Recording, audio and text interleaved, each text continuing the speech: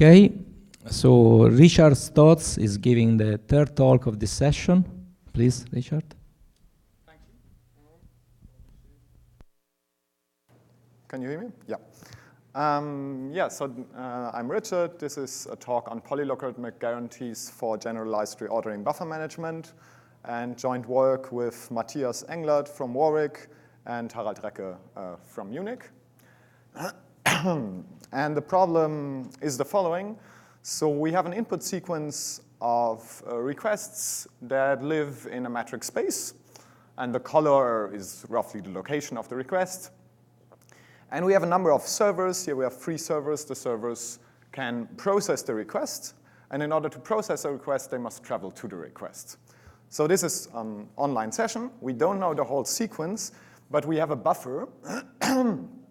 So we know, let's say, the first 4 or first B unprocessed points. And then one of the servers must travel to one of the requests, process it, and then a new request appears. And then a different server can move, now the blue server can move, and so on. And the sequence is gradually revealed until the servers have processed the whole sequence. And the goal is to minimize the total travel distance of the 3 servers. So more formally, the number of servers is k, and you can process a request by any of your k servers. The buffer has size b, which is the number of unprocessed points among which you can choose. And this is an online problem, so you see the b available points, and we use standard competitive ratios, so we compare against an optimal offline algorithm that is aware of all the sequence, that can only process the first b unprocessed points, but it is aware of the whole sequence. Okay, this problem generalizes 2 well-known problems. The first one is paging.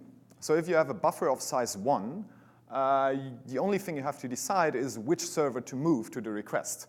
And this is paging or k-server, paging on a uniform metric. And the lower bounds for this problem are log k for randomized algorithms and, O of log k, omega of log k for randomized algorithms, and omega of k for deterministic algorithms.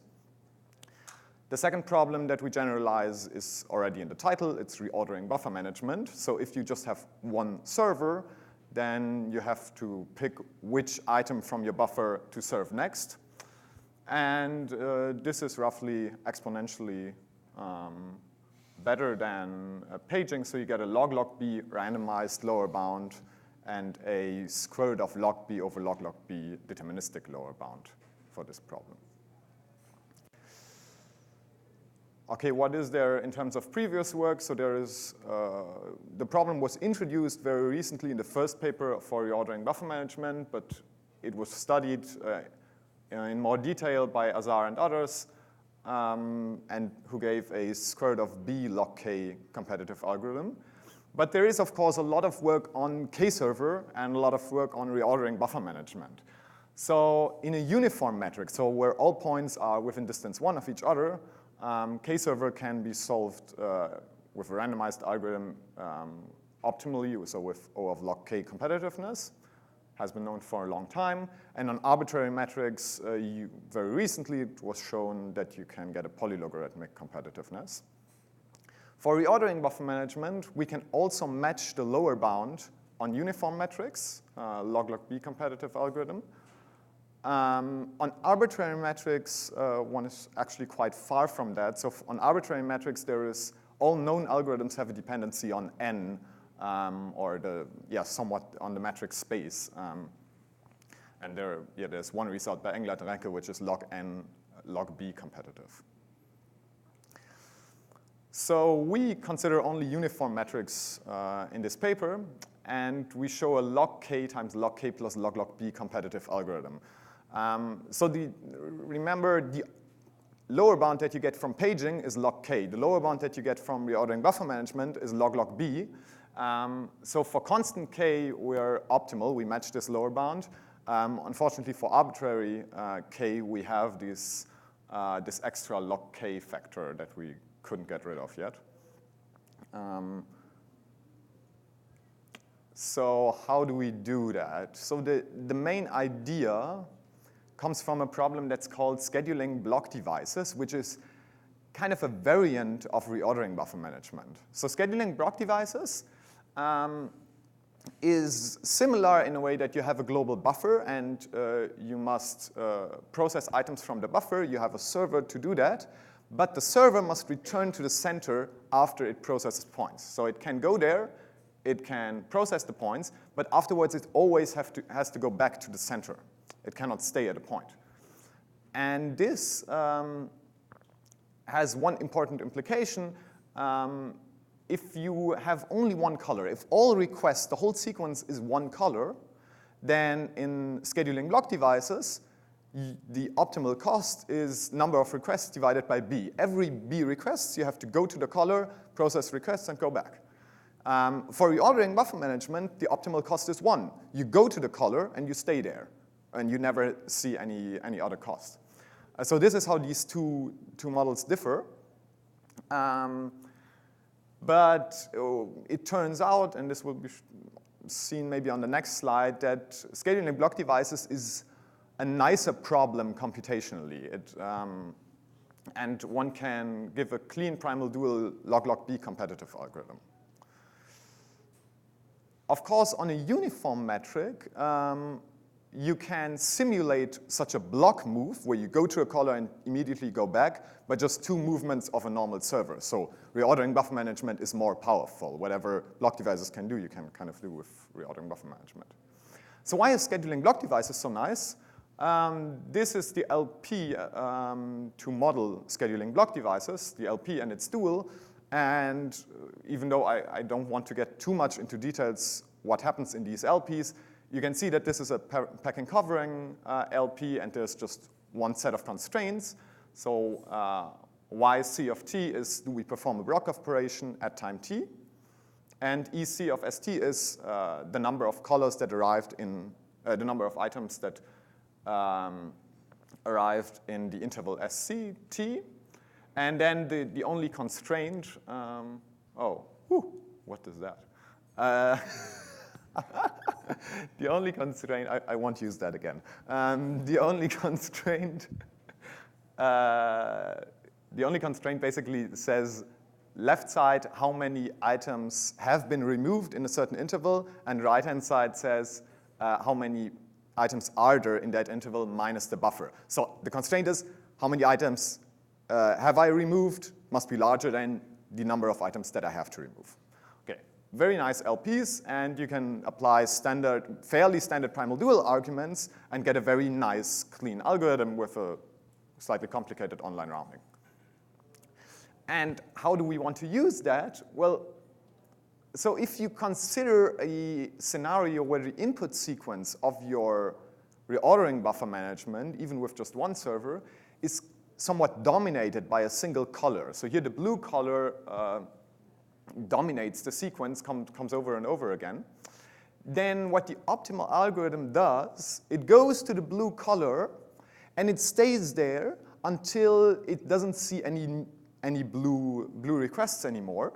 Then it chooses among the other colors, picks one of them, and then returns to the blue color. Because the blue color is so dominant, you kind of stay on the blue color and you perform block operations to the other colors.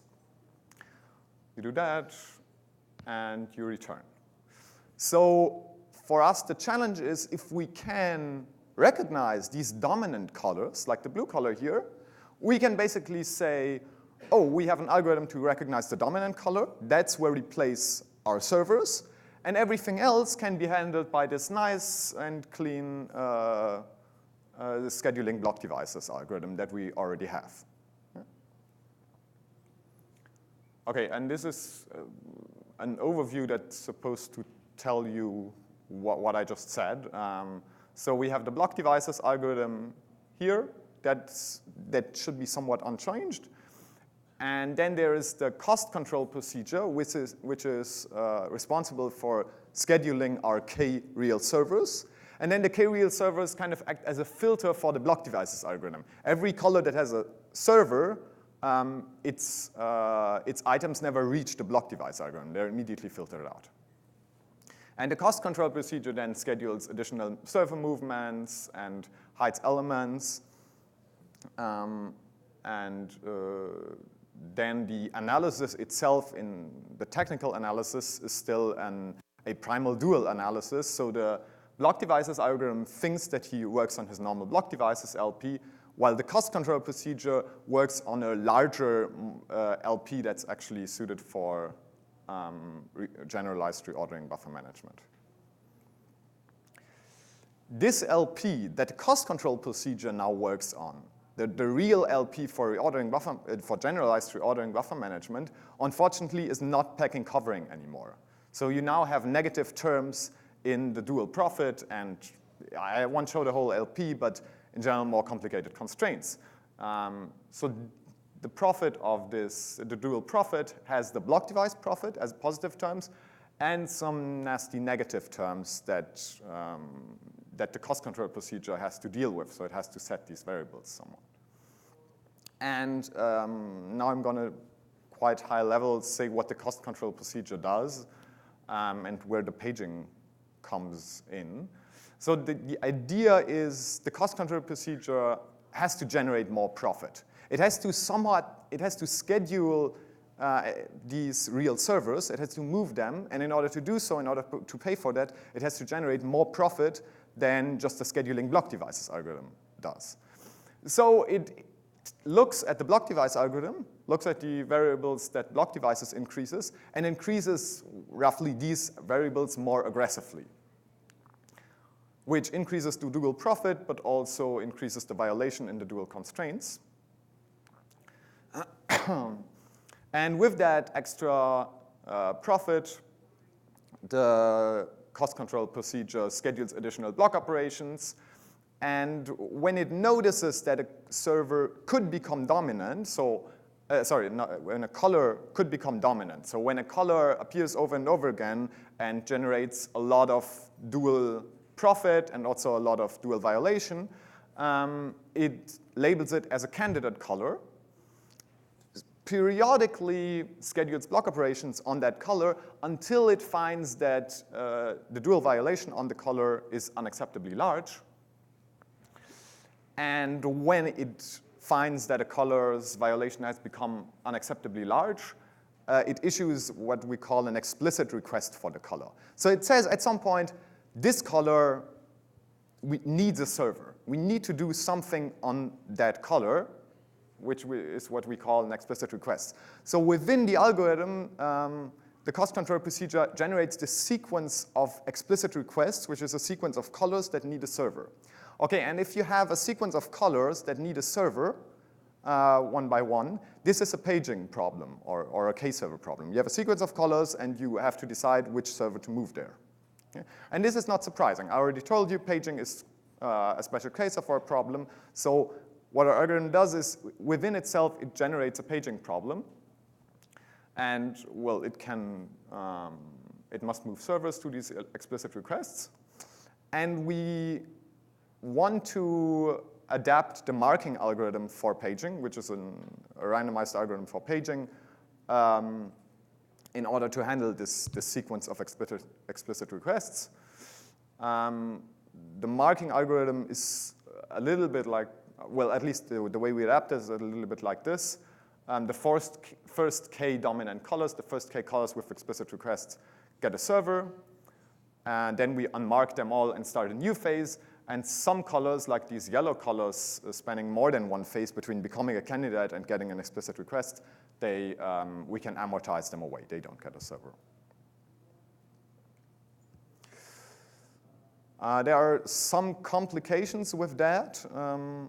So this sequence, this paging problem that we generate is not as nice as the sequence that you get from a real paging problem. Because you want to choose, in marking the server that you move, you want to choose it at random, uniformly at random. But first of all, you can't do that because the violation of the dual program is tied to where the servers are actually located. And so you must adapt that strategy in order to minimize the violation of the dual program, which is what gives this unpleasant extra log k term.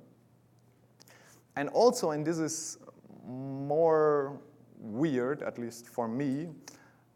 We generate a paging problem here, but the paging problem that we generate is a sequence of requests that depends on the actions of the scheduler in the past.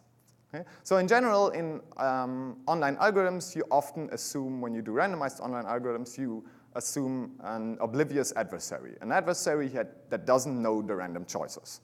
We also assume an oblivious adversary, but this paging problem that we create within depends on our random choices during the algorithm. So you cannot just black box use marking, because marking assumes an oblivious adversary. You have to go inside the algorithm and make sure that all your probabilistic assumptions still hold and give a more careful analysis. Yeah, so that's it for the technical stuff. The main open question that I'm interested in is, can we apply these ideas either for generalized or for ordinary reordering buffer management in more general metric spaces? So one could think of star metrics or even arbitrary metrics. There are some challenges here because it's not clear how you can make this nice separation between block device part and dominant colors part, even for star metrics. And if you look at generalized reordering buffer management, you have this paging subproblem, which can be nicely solved on uniform metrics, but paging on a star metric needs a primal dual algorithm and on arbitrary metrics is even more complicated. So generalized reordering buffer management on arbitrary metrics could be more challenging. That's it. Thank you for the attention.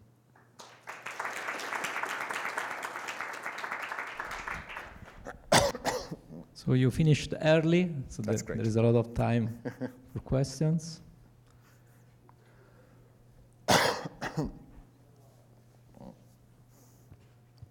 Maybe you will have some questions. I can even point to. I told him yesterday how it works. Okay. Otherwise, there's time for coffee. No questions, I think. Perfect. Okay. So thanks again. Thank you very much.